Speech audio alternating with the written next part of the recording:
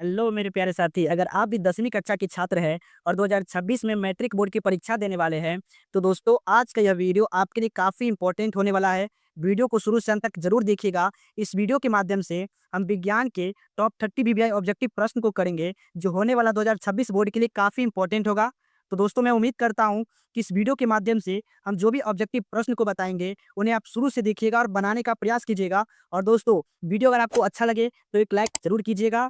और अगर आप चैनल पे नए हैं तो चैनल को सब्सक्राइब करके बेल आइकन को ऑल पे प्रेस कर लीजिएगा, क्योंकि दोस्तों इस चैनल के माध्यम से आपको हर रोज क्लास 10th के इंपॉर्टेंट क्वेश्चन मिलता रहेगा, जो आपके बोर्ड के लिए काफी इंपॉर्टेंट होगा।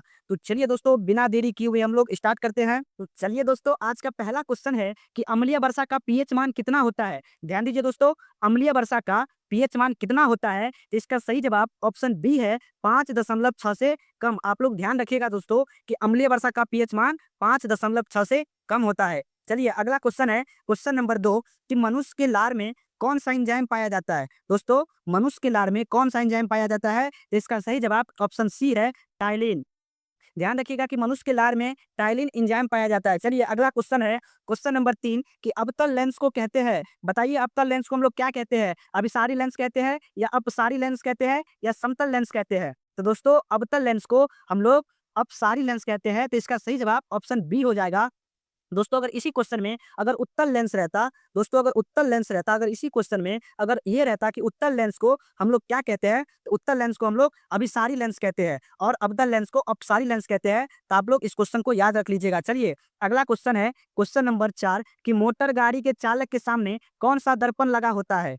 मोटर गाड़ी के चालक के सामने कौन सा दर्पण लगा होता है। तो इसका सही जवाब ऑप्शन बी हो जाएगा उत्तल दर्पण। और दोस्तों अगर इसी क्वेश्चन में ये रहता कि मोटर गाड़ी के अग्रदीप में, याद रखिएगा आप लोग कि अग्रदीप में जो है, अग्रदीप में जो दर्पण उपयुक्त होता है दोस्तों, ये अवतल दर्पण का उपयोग होता है। तो आप लोग याद रखिएगा कि मोटर गाड़ी के चालक के सामने बात करें तो उत्तल दर्पण होगा और अग्रदीप में अवतल दर्पण होगा। चलिए दोस्तों अगला क्वेश्चन है क्वेश्चन नंबर 5 कि एक वयस्क मनुष्य में कितने दांत होते हैं। एक वयस्क मनुष्य में कितने दांत होते हैं। काफी इजी क्वेश्चन है दोस्तों और बहुत ही इंपॉर्टेंट क्वेश्चन है। इसका सही जवाब ऑप्शन सी हो जाएगा 32। बताइए एक वयस्क मनुष्य में कितने दांत होते हैं। तो 32 दांत होते हैं। चलिए अगला क्वेश्चन है क्वेश्चन नंबर 6 कि ओजोन परत किस हानिकारक किरण से सुरक्षा प्रदान करता है। बताइए दोस्तों ओजोन परत किस हानिकारक किरण से सुरक्षा प्रदान करता है। तो इसका सही जवाब हो जाएगा ऑप्शन नंबर बी परावैंगनी किरणों से। दोस्तों इस वीडियो के माध्यम से हम जितने भी ऑब्जेक्टिव प्रश्न को कर रहे हैं वो 2026 बोर्ड के लिए काफी इंपॉर्टेंट है। तो आप लोग वीडियो को अंत तक जरूर देखिएगा और सारे क्वेश्चन को अच्छे से याद कर लीजिएगा। चलिए अगला क्वेश्चन है क्वेश्चन नंबर 7 कि मनुष्यों का वृक्क संबंधित है किससे। बताइए दोस्तों ये जो वृक्क है ये किससे संबंधित है। पोषण से कि श्वसन से कि उत्सर्जन से कि परिवहन से। तो दोस्तों वृक्क जो संबंधित है वह उत्सर्जन से है। तो इसका सही जवाब ऑप्शन नंबर सी हो जाएगा। चलिए अगला क्वेश्चन है क्वेश्चन नंबर 8 कि मानव नेत्र में कौन सा लेंस पाया जाता है। मानव नेत्र में कौन सा लेंस पाया जाता है। तो इसका सही जवाब जो हो जाएगा उत्तल लेंस हो जाएगा। दोस्तों ऑप्शन नंबर ए इसका सही जवाब है। चलिए अगला क्वेश्चन है क्वेश्चन नंबर 9 कि पौधों में जल का परिवहन कौन करता है। बताइए दोस्तों जल का परिवहन, पौधों में जल का परिवहन कौन करता है। तो जौ से जल, अजौ से जाइलम। इसका सही जवाब ऑप्शन ए हो जाएगा। दोस्तों अगर इसी क्वेश्चन में अगर पौधों में भोजन का परिवहन रहता, दोस्तों अगर इसी क्वेश्चन में पौधों में भोजन का परिवहन रहता, इसी क्वेश्चन में दोस्तों अगर भोजन का परिवहन रहता तो ये तब फ्लोएम होता। लेकिन दोस्तों पौधों में जल का परिवहन पूछे तो जाइलम होगा और पौधों में भोजन का परिवहन पूछे तो फ्लोएम होगा। इस क्वेश्चन को आप लोग अच्छे से याद कर लीजिएगा। चलिए अगला क्वेश्चन को देख लेते हैं क्वेश्चन नंबर 10 कि उष्मा और विद्युत का सबसे अच्छा चालक कौन होता है। उष्मा और विद्युत का सबसे अच्छा चालक चांदी होता है। तो इसका सही जवाब ऑप्शन बी हो जाएगा। और दोस्तों चांदी को हम लोग ए जी से संकेत करते हैं। ठीक है दोस्तों आप लोग याद रखिएगा। चलिए अगला क्वेश्चन है क्वेश्चन नंबर 11 कि पेड़ पौधों की पत्तियां हरा किसके कारण से होता है। पेड़ पौधों की जो पत्ता है दोस्तों वो हरा किसके कारण होता है। क्लोरोफिल के कारण या फ्लोरीन के कारण या मैग्नीशियम के कारण या लौह अयस्क के कारण। तो दोस्तों पेड़ पौधों की जो पत्तियां हरा होता है वो क्लोरोफिल के कारण होता है। तो इसका सही जवाब ऑप्शन ए हो जाएगा। और दोस्तों इस क्वेश्चन में अगर ये पूछे कि क्लोरोफिल वर्णक का रंग क्या होता है तो दोस्तों हरा होता है। आप लोग याद रखिएगा। चलिए अगला क्वेश्चन है क्वेश्चन नंबर 12 कि पवनों का देश किसे कहा जाता है। बताइए कि पवनों का देश किसे कहा जाता है। भारत को या फिनलैंड को या डेनमार्क को या अमेरिका को। तो दोस्तों पवन का देश कहा जाता है डेनमार्क को। तो इसका सही जवाब ऑप्शन नंबर सी है। चलिए दोस्तों अगला क्वेश्चन है क्वेश्चन नंबर 13 कि सीएफसी का पूरा नाम बताइए दोस्तों।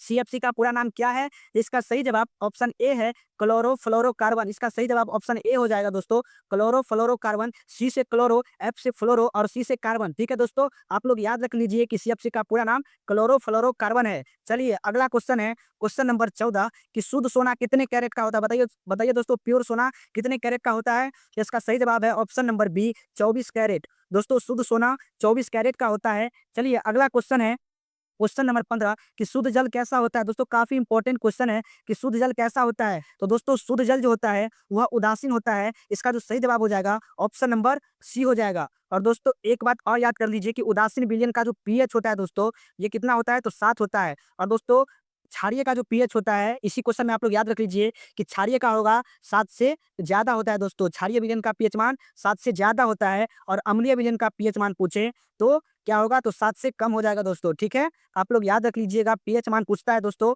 कि अम्लीय विलयन का पीएच मान कितना है? तो 7 से कम हो जाएगा।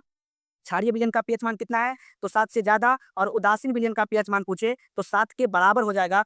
तो दोस्तों इस वीडियो के माध्यम से हम अभी 15 क्वेश्चंस को कर चुके हैं। तो आप लोग हमें कमेंट में लिखकर जरूर बताइए कि 15 ऑब्जेक्टिव प्रश्न में से आप लोग कितना सही कर पाए। जरूर बताइए दोस्तों कमेंट करके कि आप लोग इस 15 ऑब्जेक्टिव प्रश्न में से आप लोग कितना सही कर पाए। चलिए अगला क्वेश्चन है, क्वेश्चन नंबर 16 कि किस हार्मोन के कारण पत्तियां मुरझा जाती है? बताइए दोस्तों, किस हार्मोन के कारण पत्तियां मुरझा जाती है? इसका जो सही जवाब हो जाएगा ऑप्शन नंबर सी, एब्सिसिक अम्ल के कारण। दोस्तों जो है एब्सिसिक हार्मोन के कारण पत्तियां मुरझा जाती है। तो इसका सही जवाब ऑप्शन सी है। चलिए अगला क्वेश्चन है, क्वेश्चन नंबर 17 कि संगमरमर का रासायनिक सूत्र क्या होता है? बताइए दोस्तों, संगमरमर का रासायनिक सूत्र क्या होता है? तो आप लोग पढ़े होंगे दोस्तों रसायन शास्त्र में कि संगमरमर का रासायनिक सूत्र CaCO3 होता है। इसका सही जवाब ऑप्शन ए हो जाएगा। चलिए दोस्तों अगला क्वेश्चन को देख लेते हैं, क्वेश्चन नंबर 18 कि रोगियों के नाक, कान और गले की जांच में डॉक्टर दर्पण का प्रयोग करता है। बताइए दोस्तों, रोगियों के नाक, कान, गले की जांच में जो है डॉक्टर जो है किस दर्पण का उपयोग करता है? तो दोस्तों अवतल दर्पण का उपयोग करता है। इसका सही जवाब ऑप्शन बी हो जाएगा। आप लोग याद रख लीजिएगा। चलिए अगला क्वेश्चन है, क्वेश्चन नंबर 19 कि काला शीशा किसे कहा जाता है? दोस्तों काला शीशा किसे कहा जाता है? तो काला शीशा किसे कहा जाता है दोस्तों? तो ग्रेफाइट को कहा जाता है। आप लोग याद रखिएगा दोस्तों कि ग्रेफाइट को क्या कहते हैं? हम लोग काला शीशा कहते हैं। और जो ग्रेफाइट है दोस्तों ये अधातु है। ये ग्रेफाइट क्या दोस्तों? अधातु है। और यह क्या है? तो विद्युत का सुचालक है दोस्तों। ग्रेफाइट जो होता है वह विद्युत का क्या होता है? सुचालक होता है। तो आप लोग याद रखिएगा दोस्तों कि ग्रेफाइट जो होता है अधातु होने के साथ साथ विद्युत का सुचालक भी होता है। चलिए अगला क्वेश्चन है, क्वेश्चन नंबर 20 कि रक्त लाल किस कारण से दिखाई देता है? रक्त लाल किस कारण से दिखाई देता है दोस्तों? तो रक्त लाल हीमोग्लोबिन के कारण दिखाई देता है। इसका जो सही जवाब हो जाएगा ऑप्शन नंबर बी। दोस्तों अभी तक आप लोग इस वीडियो को लाइक नहीं किया है तो एक लाइक जरूर कर दीजिए। चलिए अगला क्वेश्चन है, क्वेश्चन नंबर 21 कि मनुष्य के शरीर की सबसे बड़ी ग्रंथि कौन सी है? दोस्तों मनुष्य के शरीर की सबसे बड़ी ग्रंथि क्या है? तो इसका सही जवाब ऑप्शन ए हो जाएगा, यकृत। चलिए दोस्तों अगला क्वेश्चन है, क्वेश्चन नंबर 22 कि अपवर्तन के कितने नियम है? दोस्तों अपवर्तन के कितने नियम हैं? 2 नियम है या 3 नियम है या 5 नियम है या 4 नियम है?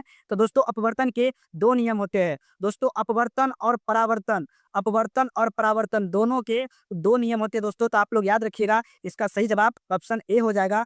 परावर्तन का नियम पूछे या अपवर्तन का नियम पूछे, दोनों का 2 ही नियम है। चलिए दोस्तों अगला क्वेश्चन है, क्वेश्चन नंबर 23 कि केचुआ किस अंग से शोषण करता है? केचुआ जो है वह किस अंग से शोषण करता है? तो इसका सही जवाब ऑप्शन सी हो जाएगा, त्वचा। दोस्तों केचुआ का जो शोषणांग है वह त्वचा है। चलिए अगला क्वेश्चन है, क्वेश्चन नंबर 24 कि दूरदृष्टि दोष में किस लेंस का प्रयोग किया जाता है? दोस्तों दूरदृष्टि दोष में जो लेंस का प्रयोग किया जाता है वह उत्तल लेंस का हम लोग प्रयोग करते हैं। दोस्तों दूरदृष्टि दोष में अगर बात करें तो उत्तल लेंस का प्रयोग होगा। लेकिन दोस्तों अगर निकट दृष्टि दोष में बात करें, अगर निकट दृष्टि में बात करें दोस्तों, अगर निकट दृष्टि में बात करें तो उस कंडीशन में दोस्तों हम लोग अवतल लेंस का उपयोग करते हैं। तो याद रख लीजिएगा दोस्तों कि निकट में अवतल होता है और दूर में उत्तल होता है। दूर दृष्टि दोष में उत्तल लेंस और निकट दृष्टि दोष में अवतल लेंस। ठीक है दोस्तों। चलिए अगला क्वेश्चन है, क्वेश्चन नंबर 25 कि किस दर्पण से केवल छोटा प्रतिबिंब प्राप्त होता है? केवल छोटा बनेगा तो उत्तल दर्पण। इसका जो सही जवाब दोस्तों ऑप्शन ए है। दोस्तों ध्यान रख लीजिएगा कि उत्तल दर्पण में केवल छोटा प्रतिबिंब बनता है। ध्यान रखिएगा कि उत्तल दर्पण में केवल छोटा प्रतिबिंब बनता है। और दोस्तों अवतल में छोटा एवं बड़ा दोनों बनता है। अवतल में क्या है दोस्तों? छोटा एवं बड़ा दोनों बनता है। और समतल में आप लोग ध्यान रखिएगा कि वस्तु का हमेशा बराबर प्रतिबिंब बनता है। तो दोस्तों बताइए केवल छोटा किसमें बनेगा? तो उत्तल दर्पण इसका सही जवाब है, ऑप्शन नंबर ए। चलिए अगला क्वेश्चन है, क्वेश्चन नंबर 26 कि विद्युत धारा उत्पन्न करने वाली युक्ति को क्या कहते हैं? विद्युत धारा उत्पन्न करने वाली युक्ति को क्या कहते हैं? इसका सही जवाब ऑप्शन ए हो जाएगा, जनित्र कहते हैं दोस्तों। विद्युत धारा उत्पन्न करने की युक्ति को हम लोग क्या कहते हैं? जनित्र कहते हैं। चलिए अगला क्वेश्चन है क्वेश्चन नंबर 27 कि आहार श्रृंखला में हरे पौधे क्या कहलाते हैं? बताइए आहार श्रृंखला में जो है हरे पौधे क्या कहलाते हैं? तो दोस्तों उत्पादक कहलाते हैं। इसका जो सही जवाब हो जाएगा ऑप्शन नंबर बी हो जाएगा कि आहार श्रृंखला में हरे पौधे क्या कहलाते हैं? तो उत्पादक कहलाते हैं। चलिए दोस्तों अगला क्वेश्चन है क्वेश्चन नंबर 28 कि पाचन की क्रिया कहाँ पूरी होती है? बहुत ही इंपॉर्टेंट क्वेश्चन है दोस्तों।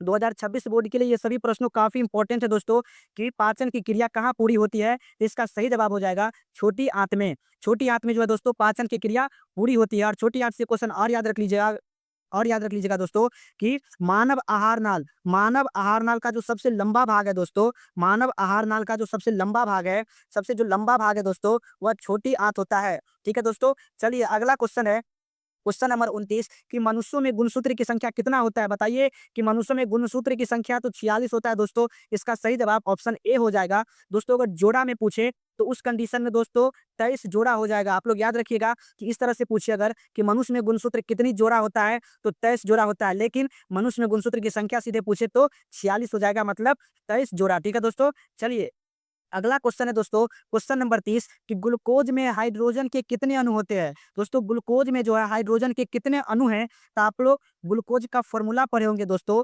C6 H12 और O6। ये आप लोग ग्लूकोज का फॉर्मूला पढ़े होंगे। तो यहाँ पे बताइए दोस्तों, C से हो गया कार्बन, H से हो गया हाइड्रोजन और O से हो गया ऑक्सीजन। तो दोस्तों बताइए हाइड्रोजन के यहाँ पे कितने अणु है? तो 12 है दोस्तों। तो इसका जो सही जवाब हो जाएगा ऑप्शन नंबर बी हो जाएगा। तो चलिए दोस्तों इसी क्वेश्चन के साथ हम आज की इस वीडियो को यहीं पे समाप्त करते हैं। दोस्तों मैं उम्मीद करता हूं कि इस वीडियो के माध्यम से हम 30 ऑब्जेक्टिव प्रश्न को किए हैं, उन्हें आप अच्छे से याद कर लीजिएगा और अपने आने वाले बोर्ड में जो ऑब्जेक्टिव पूछे जाएंगे उन्हें आप अच्छे से बना पाइएगा। और दोस्तों अगर वीडियो आपको अच्छा लगा है तो एक लाइक जरूर कर दीजिए और इसी तरह के शानदार वीडियो के लिए हमारे चैनल को सब्सक्राइब कर लीजिए। तो चलिए दोस्तों मिलते हैं हम लोग नेक्स्ट वीडियो में, तब तक के लिए थैंक यू। जय हिंद, जय भारत।